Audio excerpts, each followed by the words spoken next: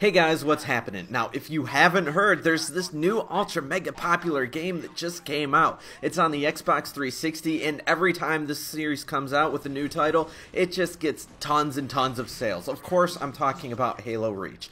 And now, with every game that comes out that's mega popular, of course I get a ton of questions about it, such as, what do I think of that game? Do I think of it's overrated? Do I think it's underrated? Just what are my thoughts in general? For example, we got Barakanaga here, 16. Barakanaga 16, he asked me, 1, do you think the Halo series is overrated now? And then 2, do you think the Halo series got pointless after 3? Now, I'm going to talk a bit about Halo in general here because a lot of people think that it's overrated. Now, of course, the thing that's often called overrated is the multiplayer mode, and almost no one ever really talks that much in depth about the campaign mode, so that's really what I'm going to be focusing on here. And so don't get your panties too much in a jumble bunch or whatever if you think Call of Duty has the better, more superior online mode or some other more obscure first-person shooter game. No, we're going to talk about Halo. Now, before we talk that much about Halo, though, I'm going to tie this into another thing. I'm going to sort of talk about this and then tie it over. A lot of people have been also talking about this new Duke Nukem game. They're asking me, what do I think about that? Now, what do I think about that? Let me tell you what. Duke Nukem 3D, this new version, it's not really going to be the same game as the original. The big appealing thing about all of the original first-person shooters that got really popular on the PC a while ago, you know, I'm talking about Doom, I'm talking about Duke Nukem 3D, Blakestone, Wolfenstein, all of these games which really looked similar, featured very similar gameplay design where you had to find the key card to get wherever and all of that. You know what they all had that a lot of first-person shooters today do not have? They had speed. Despite the fact that these games are not that linear and that you are searching in every nook and cranny for the key card to move forward or the secret entrance to wherever, you know what all of these things had? They had speed. You could move throughout the map very quickly. You did not really just, you know, trudge down hallways for the next 6 minutes hoping for something exciting. You didn't get into a new area and then see this beautiful scenery but not have any monsters. Of course, today there's a ton of build-up and suspense as you move from room to room, and these rooms seem like they should have enemies but they don't. Back in those days, you got to a room, you could surmise the area very quickly. There was not a lot of gobbledygook to sort of process in your mind. You saw the arena, you saw the enemies, and then you went about things. And you know what? When you had to get from one area to another, you could do that very quickly. You could, in like the Doom game, hit up the map, and then with the little things that look like vector drawings or whatever, just get your way to where you needed to go, and you didn't really even need to look at the actual game. You had the map screen right there. It was very quick for what it was. But then as first-person shooters kept evolving over the years, one thing that happened is that they slowed down immensely. It was all about the visceral experience and taking it in and looking off into the distance and, ooh, doesn't that little view over there look beautiful? Oh, that window into the underwater world, oh, that looks so amazing. And you know, that was very awesome, very cool, but it, like I said, slowed things down a whole lot. And so one thing Halo does is that it is very straightforward, much more than many other games. Take Singularity. Now, this game came out earlier this year, getting the 8s, 9s, and possibly even 10s all over the place. And it does feature some very interesting things. It tries to redo the combat system a little bit in a way that we aren't familiar with already, and a very cool thing. But you know what it has? It has this very pain in the ass trudging down hallways where you get to hear the and it's a linear game in design, and that you know you need to go to the next door, but you still need to look around every little corner for every little chance to find like the chip that can give you experience points that you can cash in to upgrade your weapon so that you can stand a fighting chance later on.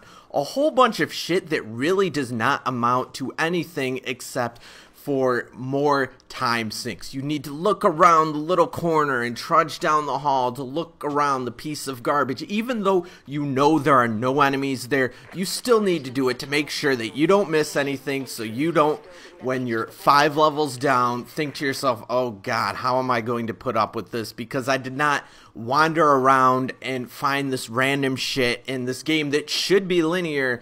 I now am kind of screwed. And that is something that the Halo series has never really taken to. Now, of course, Halo, it is a very linear game. You aren't searching for key cards or anything like that. Sometimes there's points where you need to defend a base and you can sort of go off in this area or go off in that area and try to strategize on what will give you the best opportunity to not get killed while you're firing away while enemies just keep coming at you. And there's a few situations where you need to either sort of take path A or path B and hopefully flank something. But it is not a game that you are searching around and looking through every nook and cranny for random bullshit that you really shouldn't need in this sort of game. And so what Halo is and what it does, is that it still remains quickly paced. It takes a little longer than, say, in Duke Nukem, the original, where you just get dropped in, and yeah, the appeal of Duke Nukem and what it gave you was it drops you into the first level, you look to the right, you look to the left. It seems like it will take you in any other game like 3 minutes to finally get your surveillance of the area. No, you just jog over there, you jog back, you jog into the other direction, you look at what's around, you kill a couple enemies, and then you go through the first door. And that just takes about 30 seconds, and it's really freaking nice when you're going back to that and thinking about your newer experiences that take forever to do anything.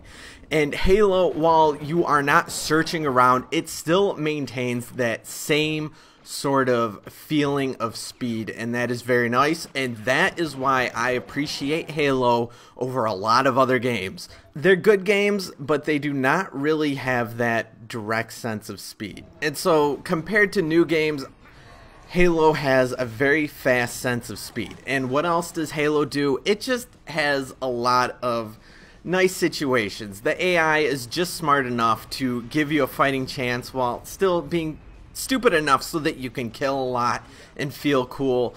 And yes, the game never really goes off in any amazing, like, new direction every time. No, I mean, Halo Reach is still basically Halo because I've played them all.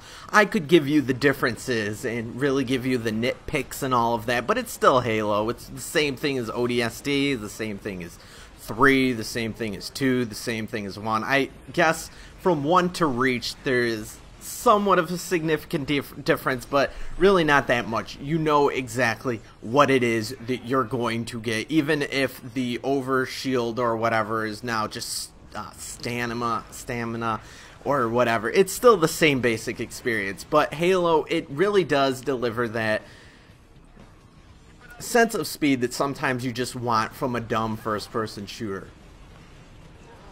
Now, is the series overrated? Well, Halo is a series that I really don't want to play every other year through a campaign mode.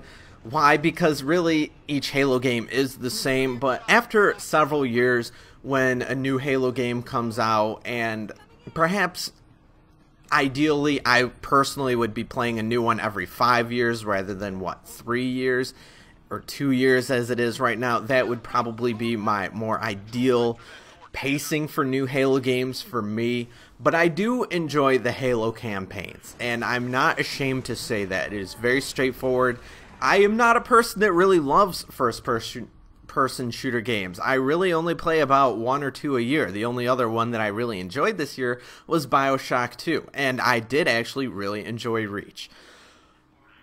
The multiplayer mode, that's a different story, and that's a different discussion. I'm not going to put that down here either, though, but Halo, I think it is pretty good. Now, is it the greatest thing ever? No, not really. I don't think first-person shooter games are the greatest genre around either. So, I think the entire first-person shooter genre is a little overrated if we're really going to get into it, but that's just me. And did the series get pointless after 3? I really cannot bring myself to care that much about the majestic story of Halo. I was playing through ODST, and it's like, this is cool. There are some really neat scenarios here. I enjoyed some of the vehicle centric levels. I enjoyed the game when I played it, but I was not that enthralled by the storyline. It seems like there is some content here that should be interesting, but for whatever reason it just does not grasp me. And the same thing goes for Reach. I kind of want to go forward in the storyline. I think sometimes prequels are just a little too self-serving. It's sort of like Star Wars, where it's like, yes, I know Star Wars is amazing, but if I want an older story, I'd rather just go with some books. I want to cover new ground. Now, I'm not going to talk anymore about Star Wars.